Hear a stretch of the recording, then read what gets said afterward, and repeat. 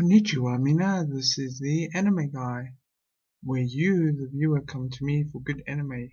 The anime I'll be talking about today is called Aesthetica of a Rogue Hero. Before I continue with this review, please note that this is an adult anime and I do not recommend it to people under the age of 18.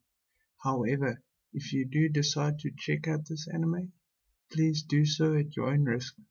So, Aesthetica of a Rogue Hero is about our main character, Akatsuki, who saves this world called Alizard by defeating this Dark Lord, but now he has to look after a daughter by the name of Miu, and he also travels back to Earth with her and has to attend this magical school.